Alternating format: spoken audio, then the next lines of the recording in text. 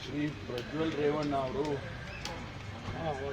ನಿನ್ನೆ ದಿವಸ ನಿನ್ನೆ ರಾತ್ರಿ ಸುಮಾರು 12:40-12:50 ಜರ್ಮನಿಯಿಂದ ಮ್ಯೂನಿಕ್ಕಿಂದ ಬಂದಿದ್ದಾರೆ.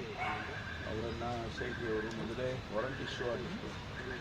ಅದರ ಪ್ರಕಾರ ಅವರನ್ನು ಅರೆಸ್ಟ್ ಮಾಡಿ ಅವರ ಕಸ್ಟಡಿಗೆ ತಗೊಂಡಿದ್ದಾರೆ ಮತ್ತು ಮುಂದಿನ ಪ್ರೊಸೀಜರ್ಸ್ ಏನಿದೆ, ಕಾನೂನಾತ್ಮಕವಾಗಿ ಏನು ಮಾಡಬೇಕು ಅದನ್ನು ಇವತ್ತು ಅವರು ಮಾಡ್ತಾರೆ ಅಂತ ಅಂದ್ಕೊಂಡಿದ್ದೀನಿ. ಯಾಕೆಂದರೆ ನಾನು ಇನ್ನೂ ಕೂಡ ನಮ್ಮ ಅಧಿಕಾರಿಗಳ ಜೊತೆ ಯಾವುದನ್ನು ಚರ್ಚೆ ಮಾಡಿಲ್ಲ. ನಿನ್ನೆ ನಾನು ಶಿವಮೊಗ್ಗಕ್ಕೆ ಹೋಗಿದ್ದೆ. ಅಲ್ಲಿ ಚಂದ್ರಶೇಖರನ್ ಅವರೇನು ಆತ್ಮಹತ್ಯೆ ಮಾಡಿಕೊಂಡಿದ್ದರು, ಅವರ ಕುಟುಂಬಕ್ಕೆ ಸಾಂತ್ವನ ಹೇಳೋದಕ್ಕೆ ಹೋಗಿದ್ದೇನೆ. ಹಾಗಾಗಿ ತಡವಾಗಿ ನಾನು ಕೂಡ ತಡವಾಗಿ ಬಂದೆ. ನಾನು ನಮ್ಮ ಅಧಿಕಾರಿಗಳ ಜೊತೆ ಅದನ್ನು ಚರ್ಚೆ ಮಾಡಿದ್ದೀನಿ. ಇಷ್ಟೇ ಗೊತ್ತಿರ್ತಕ್ಕಂಥದ್ದು, ಅವ್ರು ಬಂದಿದ್ದಾರೆ, ಅವರನ್ನು ಬಂಧಿಸಿದ್ದಾರೆ.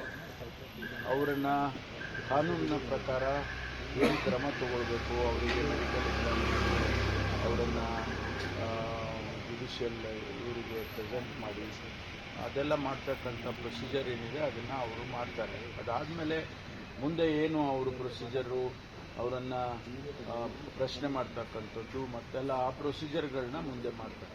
ಇಲ್ಲ, ನಾವು ಮೊದಲೇ ಹೇಳಿದ್ದೀವಿ, ಯಾರಿಗೆ ತೊಂದರೆ ಆಗಿದೆ ಅವರು ಬಂದು ಕಂಪ್ಲೇಂಟ್ಸ್ ಕೊಡ್ಬೋದು ಪೊಲೀಸ್ನವ್ರ ಮುಂದೆ ಅಥವಾ SIT ಮುಂದೆ ಬಂದು ಹೇಳ್ಬೋದು ಅಂತ ಮೊದಲೇ ಹೇಳಿದ್ದೇವೆ. ಅವರಿಗೆಲ್ಲ ರೀತಿಯ ನಾವು ರಕ್ಷಣೆ ಕೊಡ್ತೇವೆ ಅಂತಲೂ ಕೂಡ ಹೇಳಿದ್ದೇವೆ. ಅದು ಮುಂದೆ ಯಾವ ರೀತಿ ಬೆಳವಣಿಗೆ ಆಗುತ್ತೆ ಕಾದು ನೋಡಬೇಕು. ಗೊತ್ತಿಲ್ಲ ನಿಮಗೆ ಸರ್, ಅವ್ರು ಬಂಧಿಸಿದ್ದಾರೆ ಅಂತ ಅಷ್ಟೇ ಗೊತ್ತು. ಅವರು ಸಹಕಾರ ಕೊಟ್ಟಿದ್ದಾರೆ, ಸ್ವಾಭಾವಿಕವಾಗಿ ಕೊಡಲೇಬೇಕಾಗುತ್ತೆ.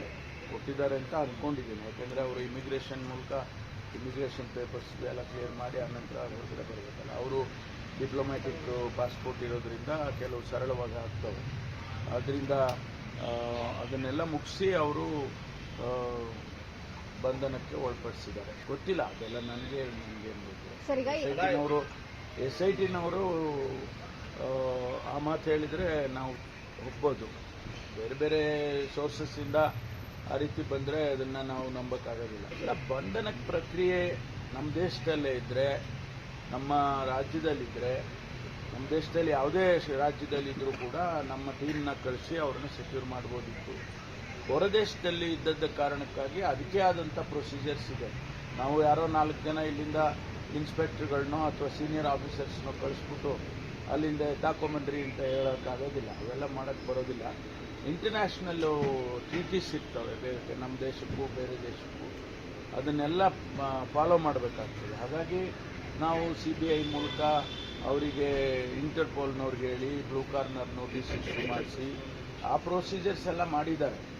ಅವರು ಅದೆಲ್ಲ ಗೊತ್ತಾಗಿ ಆಮೇಲೆ 31ಕ್ಕೆ ಒಂದು ವೇಳೆ ಅವರು ರಿಸಲ್ಟು ಬೇರೆ ರೀತಿಯಲ್ಲಾದರೆ ಆ ಪಾಸ್ಪೋರ್ಟ್ ಕೂಡ ವಿತ್ಡ್ರಾ ಆಗುತ್ತೆ, ಯಾವುದು ಡಿಪ್ಲೊಮ್ಯಾಟಿಕ್ ಪಾಸ್ಪೋರ್ಟ್. ಆವಾಗ ಸ್ವಾಭಾವಿಕವಾಗಿ ಬರಬೇಕಾಗುತ್ತೆ.